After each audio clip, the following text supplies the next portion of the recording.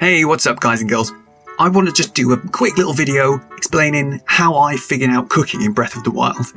I am the kind of guy who loves to figure stuff out for myself when I'm playing a video game. I mean, that is what's always been alluring to me about the Zelda series. That moment where you get a bit stuck, you've been puzzling over something for a while, and then you get that light bulb. You get that moment where you're like, oh, this is it, that's what I do. Now, of course, the dungeons in Zelda, they're good for evoking that feeling within us. But for me, personally, any part of figuring out a game's systems can give me them feels, man. So when I looked online to try and find some tips on the mechanics and how the systems work for cooking, the only things I could really find were, I don't know, the things that told me the best recipes, the best ingredients lists, that sort of thing.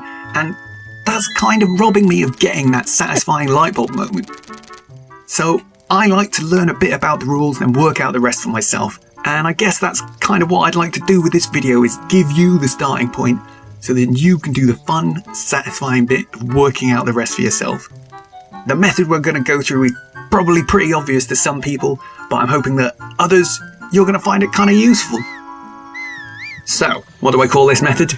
Science, baby! We're going to do a few things. We are going to do some very basic tests first. So, just cook one ingredient at a time, see what the results are. Next, we're going to make guesses on what will happen on more complex tests, and then we will test those guesses. As we go through, if the results are different to what we guessed, then we can adjust our observations and we'll get more understanding. Today's test, we're going to use shock resist, and I've never tested this before. So for the sake of time, we're going to only look at food and making meals. But of course, this same approach definitely works if you want to look at doing critters and monster parts and creating potions. So let's start. Here we go. First step, I'm going to save my game. We are going to burn through a ton of items doing this. And it's a good idea to save so you can just reload afterwards and get all your stuff back. Let's look in my inventory. So for shock resist items, we've got these Vault Fruit and Zap Shrooms here. And on the next page, we've got some Electric Saflina. I always thought it was Safina, didn't it? Anyway, we've also got Voltfin Trout on the next page, but we haven't, well, one isn't really enough to experiment with right now. Just quickly, each ingredient will influence 3 components of the resulting meal that you create, okay? So those 3 things are healing or heart recovery, effect potency or the effect strength, if you like, and then the effect duration, like how long it will last.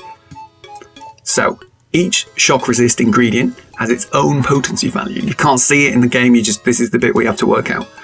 Once you hit enough potency in a meal, it will change from a level 1 to a level 2, and then from a level 2 to a level 3. So let's get cracking. Vault Fruit first, I think. Okay, so a single Vault Fruit gives its level 1 and it lasts 2.5 minutes. Cool. So if we just do this again, we'll pick 2, and I've got a feeling that should give us 5 minutes. Yep, but it's a shame it hasn't gone up a level, so let's just add another one and see what happens. Still level 1, but 7 minutes 30, just as we thought, so that's good. I'm going to go all the way to 5 just to see if anything else changes. Oh, okay. Okay, 4 gives us a level 2, that's nice. And then 10 minutes, which is what we'd expect so far. And 5. Okay, still level 2 and 12.5 minutes. Excellent. So that's good, right? So we know that we can get 2.5 minutes per item. And it looks like the maximum level we can get using Vault Fruit is 2 because we can't do more than 5 ingredients. Excellent. Next, let's test some Zap Shrooms. Okay, one Zap Shroom is the same as a single Vault Fruit, so that's cool. Let's add another one. We're going to get 5 minutes in level 1. Ah, nice. So definitely looks like Zap Shrooms are more potent because we've hit level 2 now, and the duration has gone to 5 just like I did before. So will 3 Shrooms get us a level 3? Yep, awesome.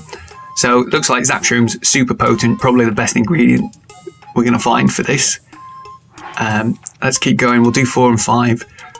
It's only going to extend the time, I'm guessing, by 2.5 minutes a go, because we know that level 3 is the max. Personally, I'd save shrooms. I wouldn't use them like this because they're more beneficial to keep for a new meal. But having said that, adding Vault Fruit could be a good way to extend it by 5 minutes. Just as a side note, Cephalina, I've cut out the footage because the results were exactly the same as the Vault Fruit, so it looks like I can just swap those in and out however I like if I want to use them. And thinking about the Vault Fin, if I had more than one, like I could test, like if we had 2 it would be good because we could just see how it compared to the Zap Shrooms. And then 3 would definitely help confirm whether it's the same, better or worse. So let's just recap on what we've learned so far. Zap Shrooms definitely seem to be the most powerful. We get 2.5 minutes no matter which item we use.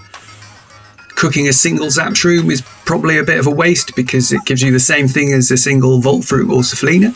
And really there's not any point cooking 2 or 3 of the Cephalina or Vault Fruit because you still get a level 1 like you do if you only cook one of them.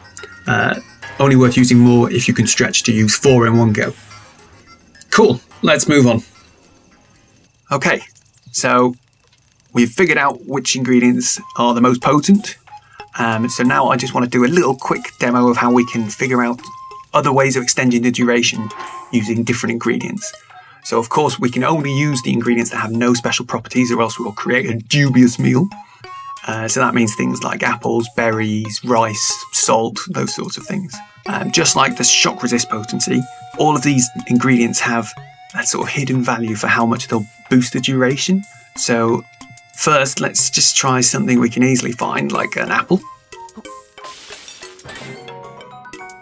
Okay, 30 seconds on top of our usual 2.5 minutes. That's not bad, but it's not great either, is it?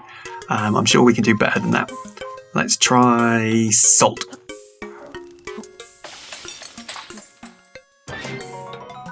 Okay, a minute extra is pretty decent. Let's see what happens with 2 pieces of salt.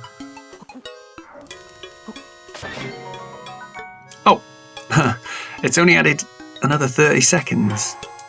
I guess this is why it's important to do enough testing to make sure your assumptions are correct, right? So let's see what happens if we add 3. Am I going to get 15 seconds? Oh, okay. So we got another 30 seconds. So that's cool. It looks like the first one gives you a minute and then any after that gives you 30 seconds. I think this could apply to all of these. So I've not tested before, to be honest. So, God, I'd love to do more testing right now, but I think this video is long enough as it is. That is basically it. This is how I built up my own list of go-to ingredients, and it helps me figure out something new if I'm short on things that I'm familiar with. You definitely don't need to remember specific recipes or anything like that. It's totally possible to just wing it once you're used to the rules of cooking. Oh, and there is one last thing I'd like to mention. Special ingredients. So if we look over here, so we've got monster extract, star fragments, and these much rarer monster parts. I'm sure you found some of these as you've been adventuring. Now, I'm not going to tell you where to get them or tell you what you can use them for, but they are definitely worth testing out. Even if you feel a bit torn because you have an idea of what you might be able to use them for, and despite the fact that their effects are a bit trickier to work out compared to the regular ingredients. But that's all part of the fun, you know? And that concludes today's lesson. I hope you found this useful and that you can now feel confident to go and experiment and figure out how to make some badass potions that go and smash Ganon's face in. It's a great system. I had so much fun figuring stuff out with it. If you made it this far, thank you ever so much for watching. If you've learned something from this or you just enjoyed watching, please remember to like and subscribe and share and all those good things. Feedback or questions, welcome in the comments. I'll do my best to respond to everybody. Peace out, guys and girls. I will catch you next time.